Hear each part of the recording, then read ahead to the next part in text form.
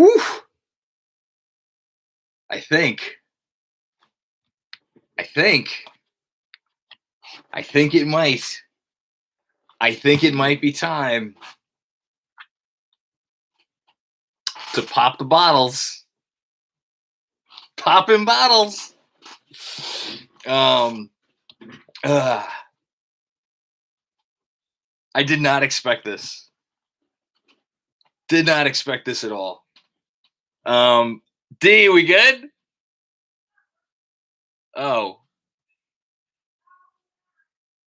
Okay. Well, just copy the link to the channel or something. Anyway, we're trying to figure out how to. Anyway. Okay. There's my wife. My wife is acting as my producer tonight.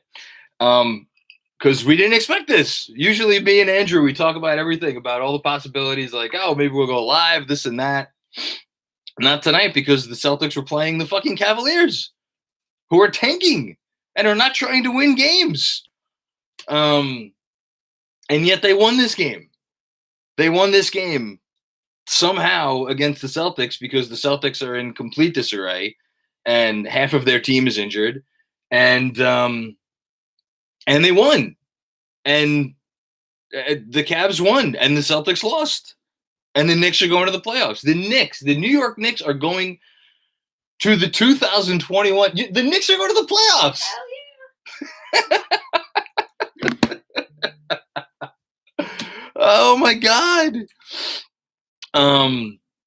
Stevens, this is a great day, Stevens. Stevens, you've been here for all of these super chats. Let's get the 4th seed back. Yeah, I would love to get the 4th seed back. I don't know if that's going to happen. So I'm going to raise a glass to every Knicks fan out there who's watching this with me, who is listening, later. We'll probably turn this into a podcast. Cheers to you, because it's been it's been a long 8 years. Oh my God, it's been a long, long 8 years. Look at this. Look at this. These are, hang on here. When I did before the season, over the summertime, before we even knew there was going to be 72 games and not, or 72 instead of 82, I did my charity fundraiser for Higher Heights for America.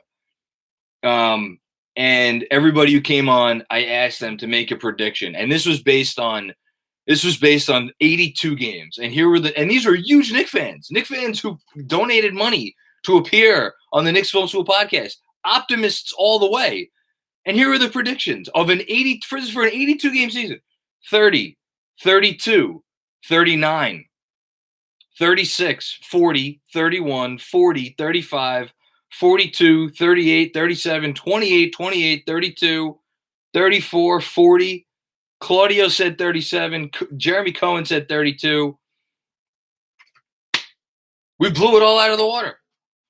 We blew all of it out of the water. Forgotten NYC. Woohoo! Let's go! This one was extra sweet because the Celtics took a fat loss. Yes, they did. Not to spoil a podcast later in the week, but I spoke to my good friend Adam Taylor, who covers the Celtics, earlier today for the podcast that's going to be dropping on Friday. And we just talked about how crazy it is, because in the NBA, narratives are supposed to matter. And you're supposed to know what's up. And you're supposed to know what you're capable and you're supposed to know what you're not capable of. And the Knicks, before this season, we knew they weren't capable of making the playoffs. The Celtics,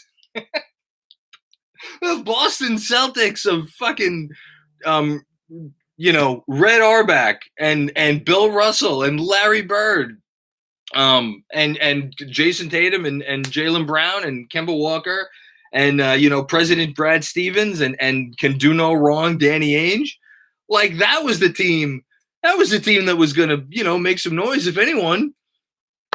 Not us. We weren't going to do shit. And the Celtics lose tonight to the Cavs.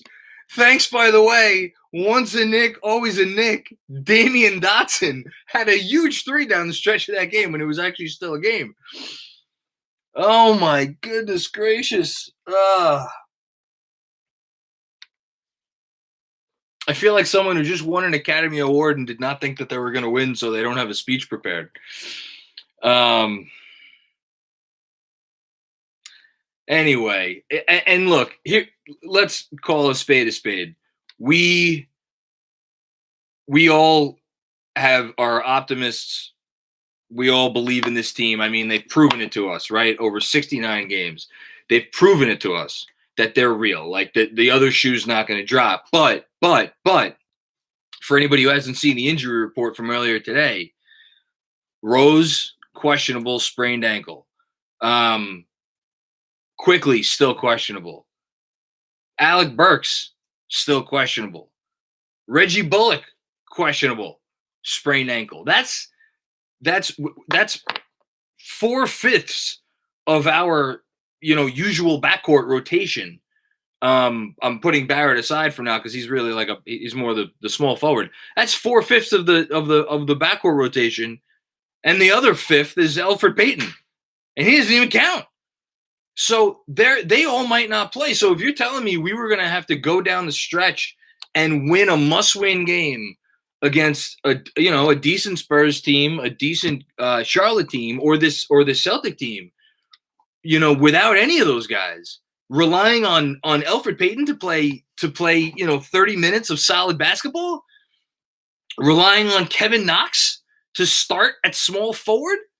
If you told me that is what we were going to have to do to get into the playoffs, oh my God, I would not have. I don't know how well I would have slept tonight. Or certainly if we lost the game against the Spurs, my God, could you imagine what the next 48 hours would have been like? If the Celtics didn't lose this game and we were going into the weekend still needing a win to make the playoffs, and imagine we would have gotten the injury report coming down the pike on Friday saying all those guys were still. I mean, you could just, if you've been rooting for this team for long enough, you could have just seen it. You could have seen it coming down. How after all 69 games, it could have still fallen apart. And we don't have to worry about that anymore. We do not have to worry about that anymore. And look, you call it cheap, call it that we did it off a loss, call it because the Celtics are a dumpster fire, which they are. Call it anything you want. Call it anything the fuck you want, because the New York Knicks, who Las Vegas predicted would win 21 and a half games. 21 and a half. 2-1, motherfucker. 0.5. That is where we were supposed to be. And we're in the playoffs. So I don't want to hear anything about cheap. Do not want to hear it. Oh, just letting it all out right now. This is the first drink I've had today. Just first sip. Okay, got some more comments in the super chat. We're going to be here for a while. Forgotten NYC, I'm so happy we clinched tonight. If we somehow lost tomorrow, my heart would have exploded. Yes, 100%. Matt Smith, big fan, John. Thank you. You want to come say hi finally? No. Why? You look so cute. I love my wife. Shout out to my wife who makes all this possible, because she deals with the delirious person who sits in front of you and talks to you.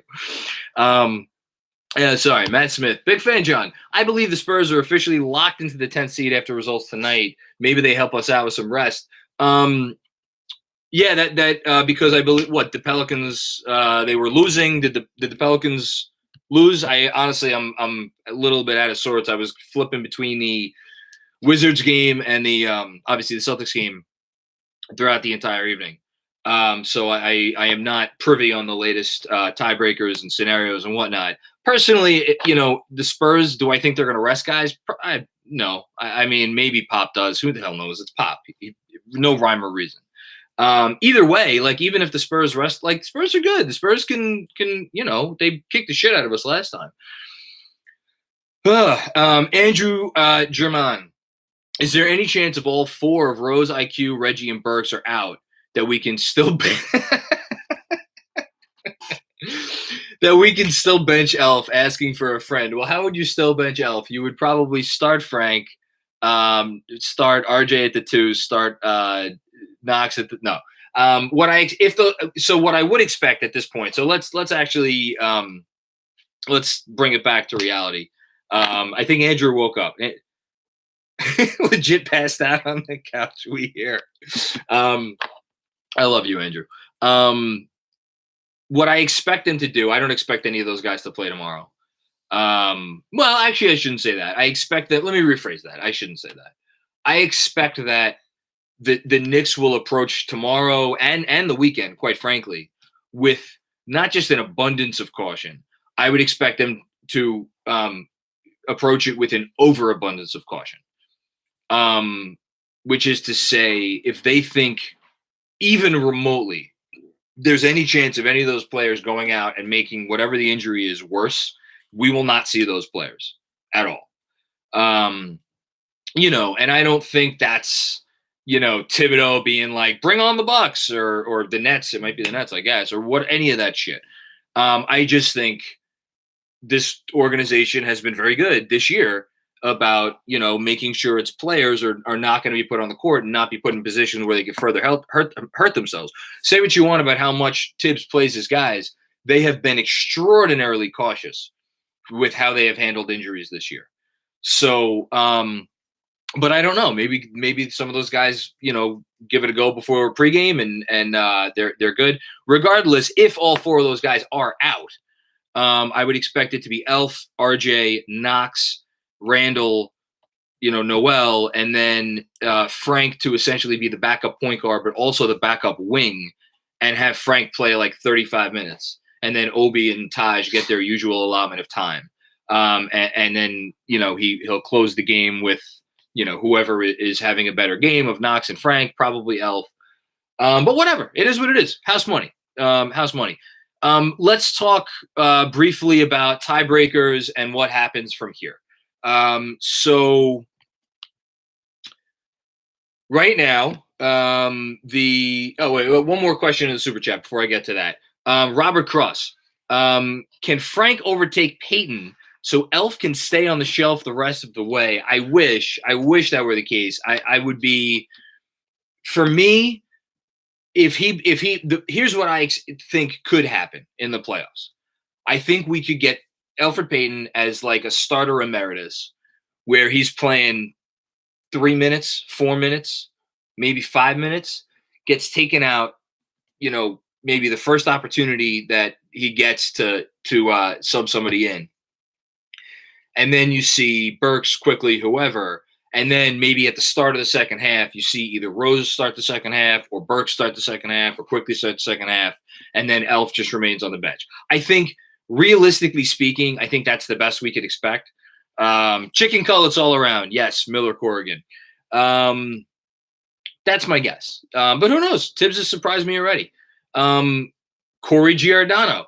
Hey, John, never commented before, but I watch the channel every post game. I'm so happy the Knicks made the playoffs. Me too, man. Keep doing what you're doing. Thank you. I will. And you keep doing what you're doing and watching us and rooting for the Knicks, because this has been fucking great. Mark, my main man, Mark. I'm texting Mark all night, and here he is in Super Chat. I think we should rest Elf for the rest of the season. Playoffs, baby. We made it. Yes. I love you, Mark. Thank you. Robert Boyd, praying that Miami loses the final 3 games. No chance Atlanta loses to Orlando, Houston, to be honest. So let's go through this. So right now, the Knicks and the Heat are a half game back of Atlanta. Now, I was rooting, obviously, for Washington tonight. I would have loved for Washington to win tonight. The truth of the matter is, it doesn't really matter. Well, let me rephrase that. It's not that it doesn't matter that Atlanta won, but in terms of the things that really matter, what really matters to the Knicks is Miami losing. and specifically Miami losing ideally to both of the next two games against Philly and Milwaukee, even if they only lose one. Because here's the thing. I think it was always expected that Atlanta was going to go 3-0. So what does that mean? That means if the Knicks go 3-0, even if Atlanta wins their last two games, as long as the Heat lose one game, and again, they're playing Philly and they're playing Milwaukee, and Jimmy Butler, by the way, is questionable for the game against Philly, which is tomorrow night. If that happens, again, Knicks 3-0, Hawks 2-0, Heat 2-1, the Knicks go in the 4-5 and they have home court against the Hawks, and the Heat drop down to 6th. Let's assume the Hawks go 2-0, the Knicks go 2-1, and the Heat go 2-1. In that scenario, Hawks get the 4, Heat get the 5, Knicks get the 6. Probably would play Milwaukee in the first round. If the Hawks go 2-0, the Knicks go 2-1, and Miami somehow loses both of the next two games against Philly and Milwaukee, doesn't matter what they do against Detroit. Again, Hawks 4, Knicks 5, Heat 6. So there are scenarios on the table right now where the Knicks could end up 4th, where the Knicks could end up 5th, where the Knicks could end up 6th. Here's why the Hawks game matters a little bit less, because whether the Knicks end up in a 2-team tiebreaker with the Heat or whether the Knicks end up in a 3-team tiebreaker with the Heat and Hawks, it doesn't really make a difference. Because, again, it's a little kooky. Even though the Knicks have the head-to-head tiebreaker with the Hawks, because the Hawks win the division, they win the 3-team tiebreaker. And then, obviously, if it's two-way tiebreaker between the Knicks and the Heat, Heat win because they're 3-0 against the Knicks this year. I'm sorry if that was a lot of word vomit and you stopped paying attention, but hopefully that at least clarified everything. Here's the point. The point is, if the Knicks take care of business and they win 3 games, or even if they win 2 games, there's a decent chance, that they're gonna end up in the 4-5. Well, maybe not 2, because I think the Heat are going to take care of business against one of these next 2 teams, and then they're gonna beat the Pistons. So realistically speaking, the Knicks have to go 3-0 if they wanna end up in that top spot. But again, great news. If they go 3-0, they end up with the 4 home court advantage against the Hawks. Which, will it matter? I don't know if it matters too much. After all that. Okay. Brian Benjamin. Peyton 15 minutes a game is way too much. It's more than a quarter. Trade him to the Sun. Again, we've been working on that rocket ship here. One of these days, we're gonna get it fully functional. One of these days, before next season, I could say. Okay. AEIOUY. Y is a vowel sometimes. 48. Cheers, Macri. It's been a hell of a season, and watching you after every game has made it that much better. Thank you so much. Sharing it with you has made it that much better. We here, and we just getting started. Damn right we here. I would wear my We Here shirt right now, except I wore it yesterday, and it's in the wash because it smells. But hey, shameless plug. We are now selling the KFS merchandise store because we have a merchandise store. I think they're on sale already. Andrew, correct me if I'm wrong. We Here 2021 playoffs shirts, which you can purchase by clicking on a link, I think, somewhere, maybe below this thing. Oh yeah, Andrew just texted me. There we go. Scrolling down the old super chat. Oh my God, what is going on here? Matt R. I don't know who you are, man, but you have a lovely picture in that super chat comment. I don't know if you put the decimal in the wrong place. Thank you for that generous contribution. I wish you would have asked the question, but thank you for contributing to what we do here at Knicks Film School. Shout out to Andrew Claudio. Shout out to Jeremy Cohen. Of course, shout out to Chris Persianen. I see him in the chat, ready to sleep until 4 p.m. tomorrow because he's a college student. We're not crying tonight. No, this is happy. This is all the happy. This is just nothing but the happy. I couldn't even muster a cry right now if I tried, because I've been waiting too long for this. We got another super chat comment. Louis Midence, I hope I got that pronunciation correct. Macri, you're the man. Knicks tape for life. Thank you for all the content and analysis, man. Thank you so much. That's completely unwarranted, but it is very much appreciated. We're happy crying tonight. We might be happy crying. I mean, look, let me just say, you mentioned Knicks tape. Brian Benjamin again in the super chat. Thank you so much. Will Tibbs rest his guys for a game to get ready for the playoffs? No, he won't. I think he'll rest guys if he doesn't feel they're fully healthy to go. But if they have okay, let me rephrase that. If the Knicks arrive on Sunday with literally nothing to play for, nothing at all to play for, there's nothing on the line whatsoever. Do I think he'll rest guys? Yes. Otherwise, if guys are healthy, Tibbs will play those guys because you know why? They have 5 days off. They have 5 days off before the playoffs start, which we're gonna be in.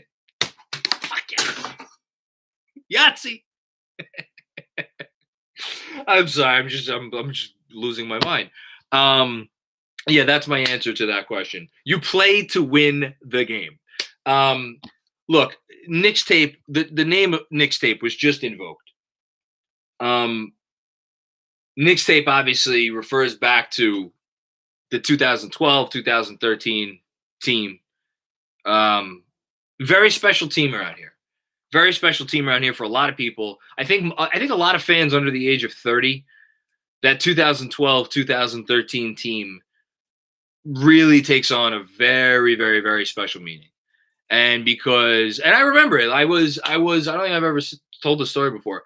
I was sitting, it was Hurricane Sandy had just happened, and I was sitting on a gas line on, oh my God, it was Hempstead Turnpike, right in Franklin Square, down the block from the woman I would later marry. I didn't know it at the time.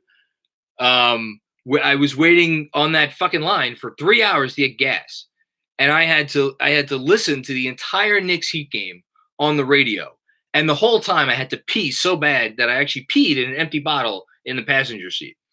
Fun fact. Anyway, so I listened to that whole game, and they blew out the Heat, obviously, who were the defending world champs. And they started out 6-0, and they were the last undefeated team in the league.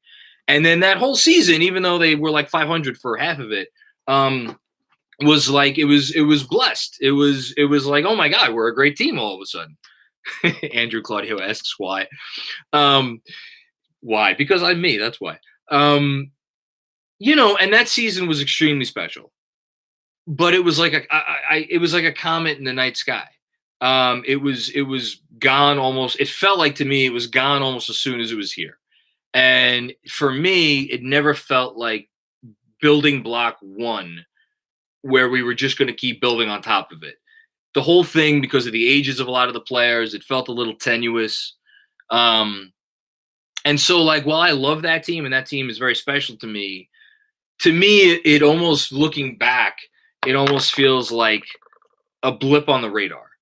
And when I think about, like, my life as a Knicks fan, I will get to that shout out very soon. When I think about my life as a Knicks fan, I think about, really the last 20 years being largely, very bad. And so for me personally, this really isn't like 8 years in the making, but because of the nature of this team and because this feels so sustainable, and it feels like really it is the beginning of something, it feels like it's 20 years in the making, which is more than half my life. And I'm fucking old. And let me just get back to some of the comments here in the super chat, and then I'm gonna finish up my thoughts on why I think this is so special. Jesse D, appreciate all of you at KFS. Been a hell of a year and not done yet. No, we're not done yet. Big 15 all the way, baby. Hashtag Big 15. I love it. Absolutely love it. Jason M. waited too long for this, and they didn't just limp into the A seed with a losing record. They earned this. We earned this. Yes, we did earn this. Blood, sweat, and tears we earned this with. Dre Digits. It's been a long and bumpy ride, but the team and the franchise has shown exponential growth. That's the only way to say it. It's the only way to say it. Exponential growth in just one season. I'm ready for the Eastern Conference Battle Royale. 1,000%. Also, I believe, is Alex in here? I think Alex is Alex in the chat? Because if Alex is in the chat, I got to give my man Alex a shout out. Andrew is telling me that he's in the chat, so I'm giving him a shout out because I think he's here. Anyway, so then 2012-13 happens, right? And then I remember it like it was yesterday. One of the earliest, actually, no, it was the first draft I ever watched with my wife. The 2013 NBA draft, when the Knicks traded for one Andrea Bargnani. And that moment, you knew we were in for it, and it was going to hurt, and it was going to last, and it was just going to be bad. And then that season started out snake bitten, and then it went from Bargnani trading for Calderon. We had to endure Derek Fisher and Kurt fucking Rambis. We signed Joakim Noah to a $72 million contract. We hired Jeff Hornacek to coach the team. We traded for Enes Kanter and then fucking played him big minutes, even though he sucks. We traded for Emmanuel fucking Mudiay and thought he was the point guard of the future. My wife's laughing at me because I'm going fucking losing my mind. Steve fucking Mills tried to run this organization into the fucking septic tank under your house and hired David Fizdale coach. That's what the last 8 years have been. They gave, thank you, James Epstein. They gave Ron Baker a no trade clause. They signed Tim Hardaway Jr. to a contract that was the laughing stock of the league. The laughing stock of the league. This is what the last 8 years have been. Alexei Shved, yes. Lou Amundsen, yes. Phil Jackson, falling asleep. Couldn't even stay awake.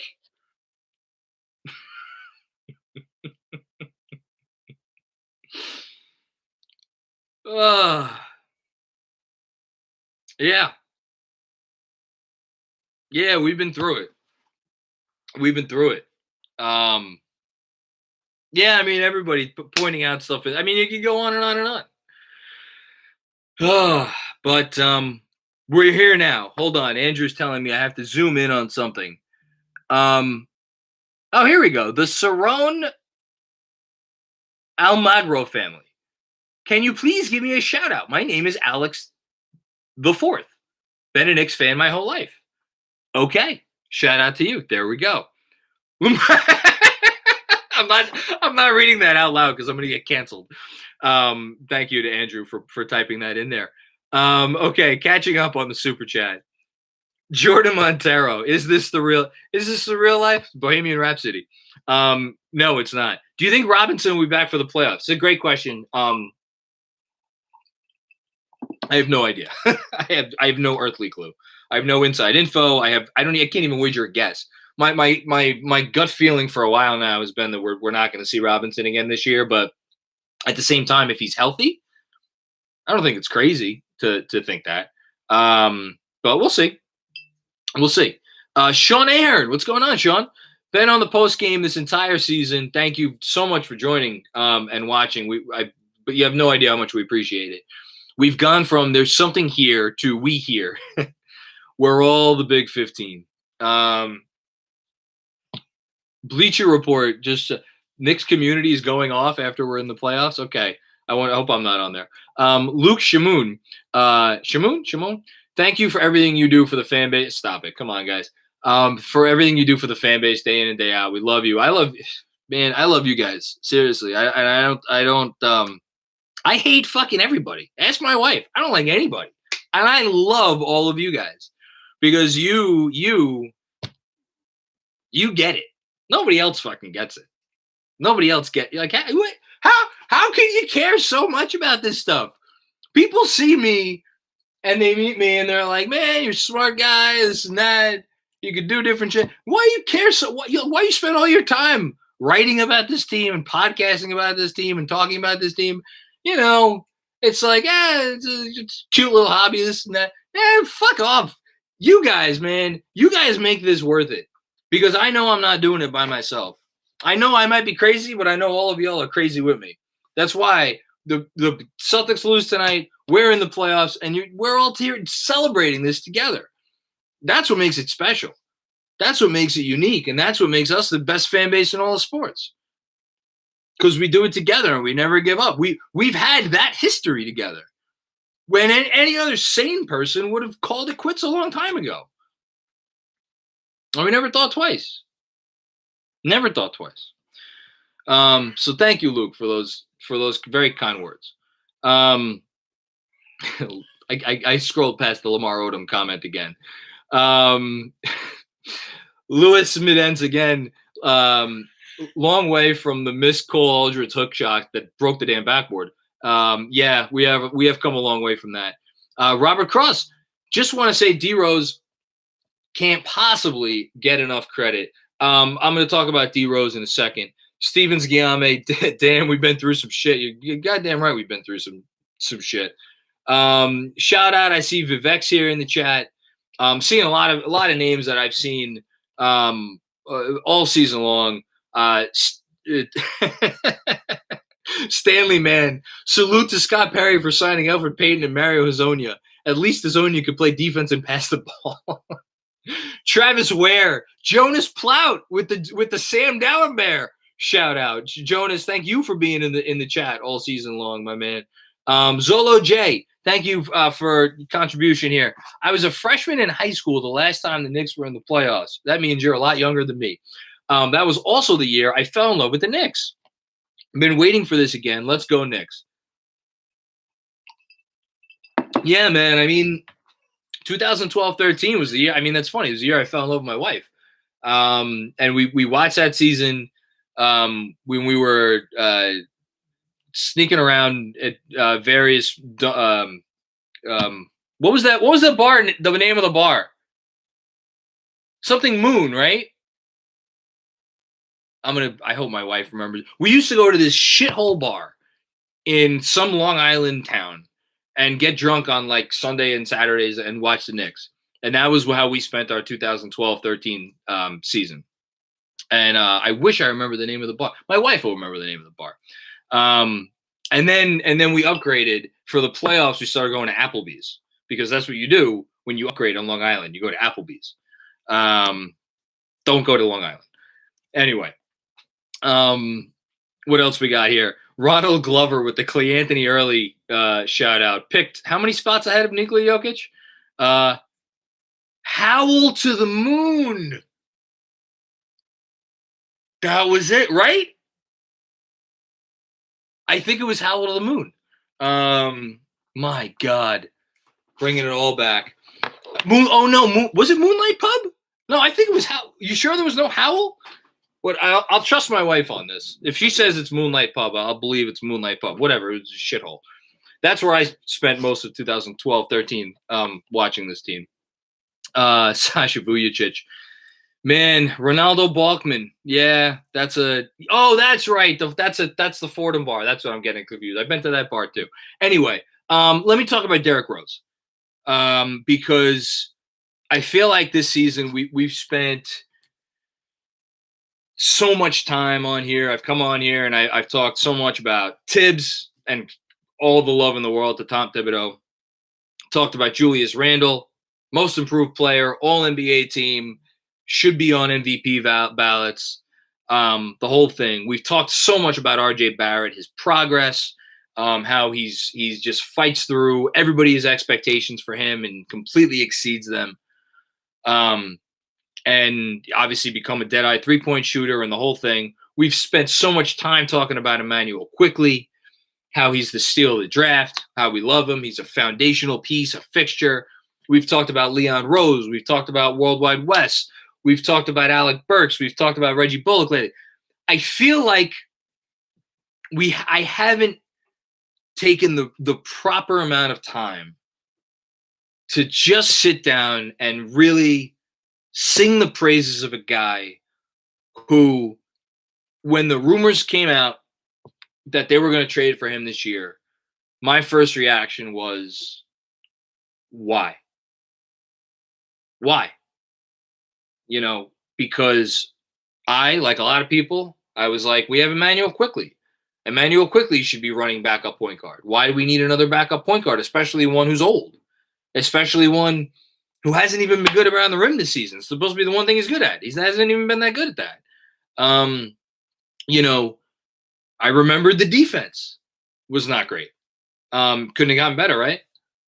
And I looked for all the reasons to be skeptical of that trade. But in fairness, in my own defense, I was like, all right, you know what? It's a low-risk move. They didn't give up anything real to get him. And if that's the guy that Tibbs wants, and that's the guy that Tibbs trusts, well, I trust Tibbs. And you guys know I've trusted Tibbs all year long. So as we have a shout out for Torrey Murray from your boy Benz. This one for you, baby. Anyway, but Derrick Rose has absolutely taken everybody's expectations. And speaking about firing things to the sun, he has fired them into the sun. Because Derrick Rose, I have to do it because I have to pull up his stats because I don't want to get this wrong. Derrick Rose, I think I said this during maybe a halftime or something. I don't know. I said it somewhere recently. Over the last couple weeks, Derrick Rose isn't playing like the sixth man of the year. I mean, he is playing like the sixth man of the year. I would go so far as to say Derrick Rose is playing like a top 50 player. And yeah, that may sound a little insane. But again, just talking about the last couple weeks for this team and what he's been able to do and how important he's been because of the alternative option. And let me make that clear. Would Derrick Rose and what Derrick Rose is able to do be as necessary on, you know, the Clippers or the Bucks or some other contender? Probably not. Probably not. But on this team, with the worst starting point guard in the history of starting point guards, other than Emmanuel Mudiay and probably 5 other guys the Knicks have had that I'm forgetting, what he does is absolutely essential and vital to everything that they try to do. Let me just real quick, Michael Aaron, I see your comment in the super chat. I'm going to get to it in a second. Derrick Rose, last 6 games. And this is a 6-game West Coast road trip. 24 points on 11 shots at Houston. 25 points on 15 shots at Memphis. 14 points on 10 shots at Denver. The only game, by the way, he had a negative plus-minus, by the way. At Phoenix, 17 points, 6 assists on 14 shots. Clippers, 25 points on 17 shots, 8 assists, 6 rebounds. Lakers, 27 points, 6 assists, 20 on 22 shots. If that's not a guy who's playing like a top 50 player for, again, this, and you could go back to some other really good games even earlier in the season. He had 22-6 against in the first loss to Phoenix. He's had multiple 20-point games before that. I mean, what more can you say? He saved the season. Because I don't think we're sitting here talking about the playoffs if Derrick Rose is not on this team. I think we're sitting here talking about, oh man, I hope we can hold off fucking Washington or Indiana or whoever the hell we're talking about to sneak into the play-in. I think Derrick Rose has been that important. So shout out to Derrick Rose. I just wanted to say that. Michael Aaron, no matter what happens in the playoffs, this team will always have my head and my heart. Mine too. It's a special team. This year means no more to me, or means more to me than 2012-13. No contest. Completely agree. Slacker Hero. If you watch Samuel Dallenberg play basketball, I just want to say I love you, and I'm happy you got to watch this Knicks team. It's a great comment.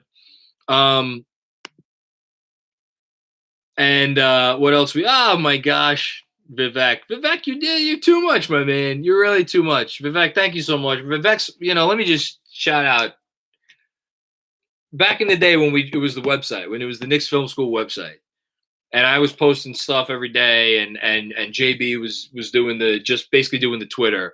There was one other person who was posting something every day on the Knicks Film School website, and that was Vivek. And he would post his Knicks history moments, and I would love reading them every day, even though he had to dig through some garbage to get some good Knicks history. But he found it. He consistently found it. And so shout out to Vivek, one of the best Knicks fans I know. Absolutely. I gotta take a deep breath for this one. Lance Thomas, Lou Amundsen, Shane Larkin, Langston Galloway, Maurice Endor, Kuz, Luke Cornett, Jeremy Tyler, Tony Roten, Sasha Vujacic, Ramon Sessions, Mo Harkless, Kyle O'Quinn, Kevin Seraphin, John Jenkins. Playoffs. Was anyone else in here hyped for John Jenkins? I remember when I saw Vork. I love Vork. Shout out to Vork. Just tweeted out. I'm so happy for Knicks fans. You guys have been through a lot. Some of you need some masochism to survive the last 8 years, but at least there's a payoff, so enjoy the playoffs. Here's the thing. I love all the beat writers. I do. I love all of them. They're fantastic. They're great. I mean, Mike Vorkanoff's a better writer than I'll ever be, and I admire his journalism. Bondi, everybody gives him shit. He's an awesome guy. Berman, again, we all give Berman shit. Amazing guy. Ian Begley has done more help for me behind the scenes than any of you will ever know. Steve Popper, awesome. Really. Chris Eisman, writing for NorthJersey.com. Amazing. But their job is to cover the team. Their job is not to root for the team. And, I think there's something that, and the reason why y'all are here with me right now is not because I'm anything fucking special at all. It's because there is just something that it doesn't matter how closely you cover a team, this team specifically, how much you know the history, how much you look up the stats, how much you see how many games they lost and what they lost those games by and all that stuff.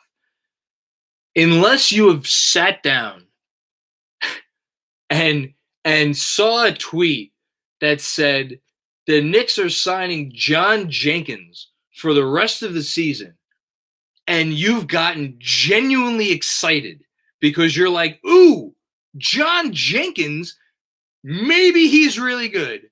Maybe he's the savior we've been waiting for, right? Because we've all done it. Maybe it wasn't with John Jenkins. Maybe it was some other fucking nobody who we've been forced to root for year after year after year after year. Praying, hoping against hope that this would be the lightning in the bottle that every other team seemed to get except us. And the one time we got it, we let it go away in Jeremy Lin.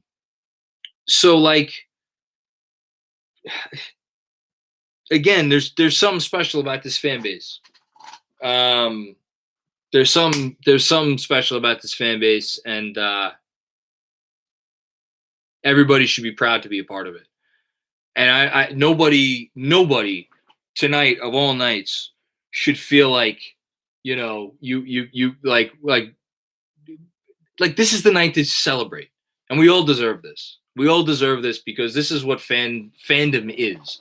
This is what fandom means. This is why you are a fan. This is why I'm a fan, at least. So, shout out to all of you. All of us. Majay Lampe. How can I forget Majay Lampe? Bad eyesight. I see your John Jenkins and raise you a Torrey Murray and a Tony Roden. I was hyped for Tony Roden. Tony Roden for a hot minute. Remember Tony Roden on Philly? Tony Roden on Philly was like, he was a bucket. And then when we got Tony Roden, I was like, man, the only reason he didn't succeed in the league so far is because he never got an opportunity. Here, he's going to blow up. You'll see. Watch. You'll see. My God. Some of the names, some of the seasons. I don't even know which one was the worst. Like for me, it wasn't 18-19. It wasn't 18-19 because that we went into that season expecting a tank. And it was like there were no expectations. I don't know. What was the worst one? What was the worst season? I think probably the worst season for me had to be something in the early 2000s, the early to mid 2000s. Maybe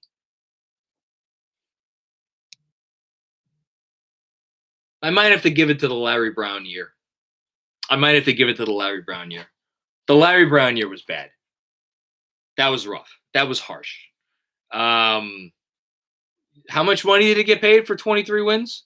Jaden Berlin says 19-20 was the worst. That was the other one that came to mind.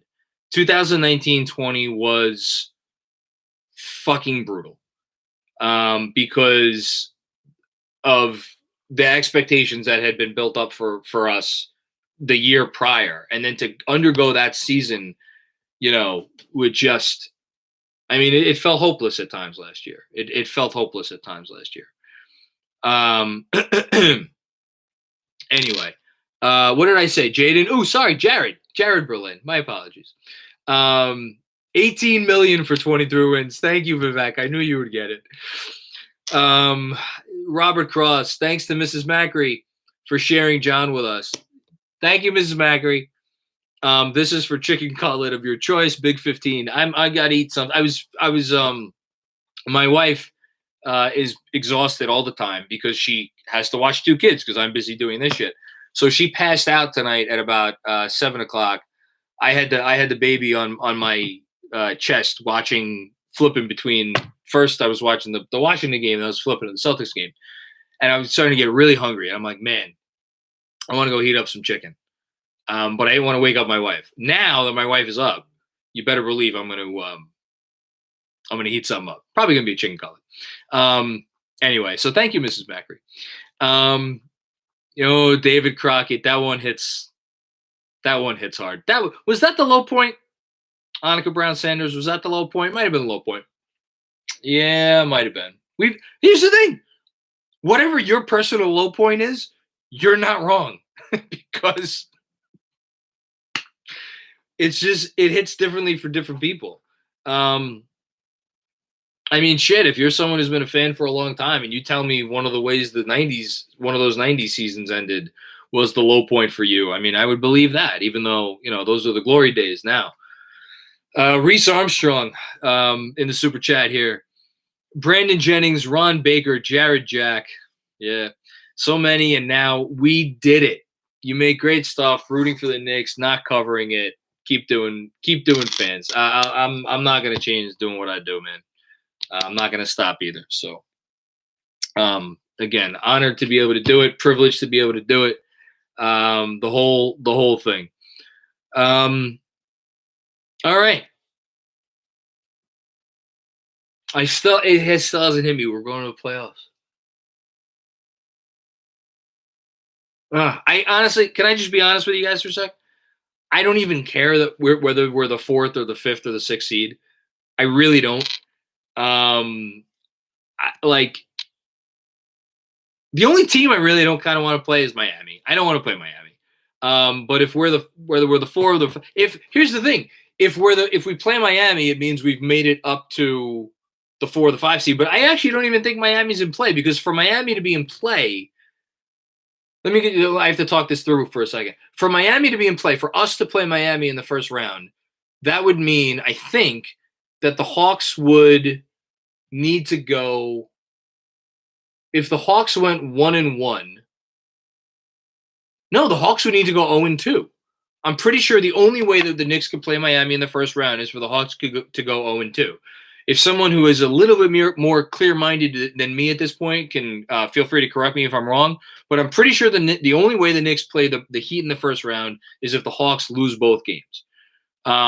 So given that situation, and given that we're almost certainly going to wind up being, thank you, Andrew.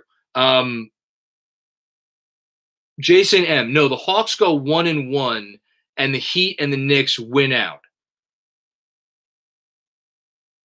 Yes, okay, that's right. Because if the Hawks go 1-1,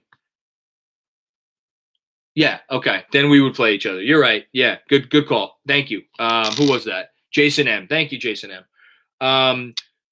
Either way, I don't think that's happening. So the likelihood is that the Knicks are either going to play the Hawks or the Bucks, or I guess the Nets. You know what? Bring on any of those teams. I don't even care. Even the Nets. Fuck it. Bring on the Nets. Okay. Mike Sweetney, man. You know my Mike Sweetney story? My Mike Sweetney story is when the Knicks made the playoffs in 2004. So for you youngins out there watching, Isaiah Thomas, after he took over, I think it was about 2 weeks after Isaiah Thomas took over, he made a trade for a young man by the name of Stephon Marbury. He's from Brooklyn. You may have heard of him. And Stephon Marbury briefly reinvigorated the fan base and the franchise and got the Knicks to the 2004 playoffs when they played in the first round the then New Jersey Nets. And so I think I was living in Staten Island at the time, I was in college, so I was probably home or whatever. I made my way to what I'm pretty sure was still called Continental Airlines Arena, which was built on a swamp. And I made my way there for game one of the playoffs because, God damn it, if I was going to miss a Knicks playoff game. And the Nets got out to a big lead, and then the Knicks made this run to get it to within, I want to say they got it to within like 10 points or something, like 11 points, 9 points, something. And the exclamation point on the run was like, it was some guard, maybe it was Marbury, maybe it was someone else, like missed a layup. It was like a fast break, missed a layup. And Mike Sweetney of all people, grabbed the offensive rebound and put it back for a dunk. And the place was exploding because it was obviously mostly Knicks fans. And I was like jumping out of my seat, going fucking ape shit. And then the Nets scored the next like 20 points and blew us out. And the series was not competitive and we didn't win a game. So that's my Mike Sweetney story. Robert Cross, drafting Kenny Skywalker was not a great moment. Before my time, but I've heard he was not very good. Michael Aaron, I came in late, not sure if you talked about this at all, but if we can't get Atlanta in round one, I would want Milwaukee before Miami. So would I. I look, do I think they're beating either of those teams? If I'm being honest, I would not pick the Knicks if I was an objective observer. But of course I'm not an objective observer, so of course I'm going to pick the Knicks. No, I would rather play Milwaukee, 100%. Okay. I think I'm Michael, you're so generous, my man. Seriously, dude. Thank you. Really, Michael. Thank you very much. And James Chrysler, rest the guys and settle for 6 or have them push and go for it. It's been a long 8 years. Last year was my low point with all the Fizz stuff. Yeah, last year sucked. Last year was fucking terrible. There's no other way to say it. I'm playing healthy guys. And Tibbs is going to play healthy guys. Go read Zolo. Andrew is telling me to go read Zolo J's comment. Let me see. Can you, Andrew? Can you take a picture of that? Because my super chat is all over the place. What is this, Abe? My goodness, Abe! Thank you so much. You know that the media will flip it and kill us for being excited for making the playoffs, but you know what? Them, LOL. Look, I'm not gonna.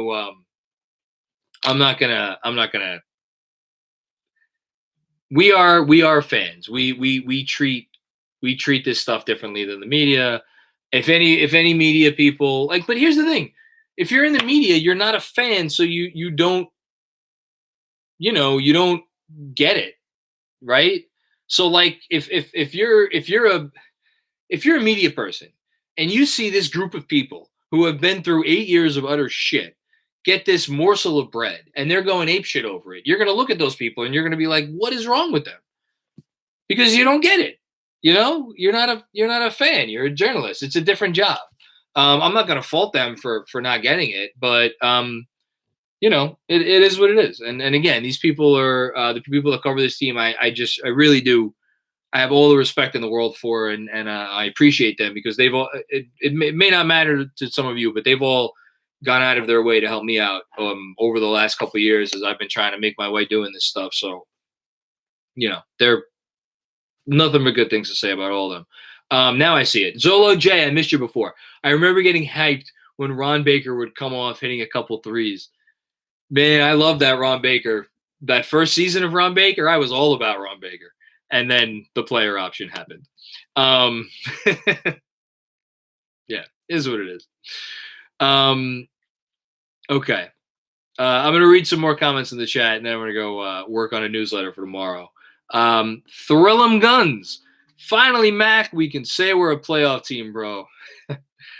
Felt like an eternity, but we here. Jacob Lieberman. Jorts! Shout out to my buddy Bernard, who loved jorts. James Stanziano, my man. James, any good bets lately? How much money are you putting down on the Knicks to advance out of the first round? You got to let me know, James. You got to let me know. John, I love you. Thank you for everything you've done for me. These past couple of years.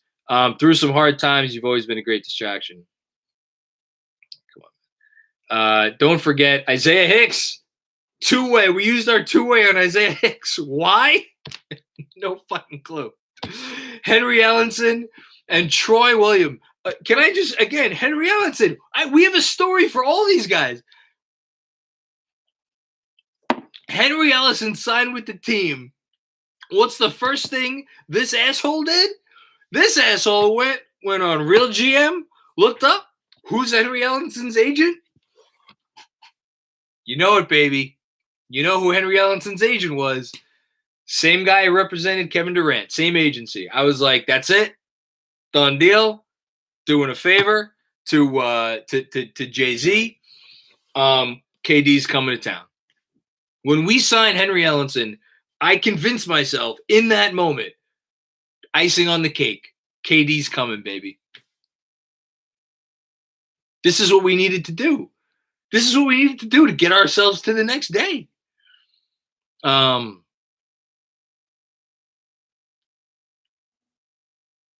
It hasn't always been easy. It hasn't always been easy. But it's been worth it. It's been worth it. Every second, every game, every loss, every joke by ESPN or every tweet by some fucking idiot who's looking to get clicks. It's all been worth it. Every bit of it has been worth it because of this season and this team. Because they are special, man. They are special. And I'm going to sit on the couch and I'm going to revel in this one for a little bit. I don't know if I'm going to go to sleep tonight. Because, it's not every day the Knicks clinch the playoffs. So we here, baby. We here. Fuck Michael Rappaport. Let's end on that. Let us end on that. Fuck Michael Rappaport. The only way I could possibly think to end this live stream is by saying, fuck Michael Rappaport. So if anybody knows Michael Rappaport, feel free to pass that along to him. But other than that, we here, baby. We here. And we're not going anywhere, man. I will see you all after tomorrow night's game. Giddy up.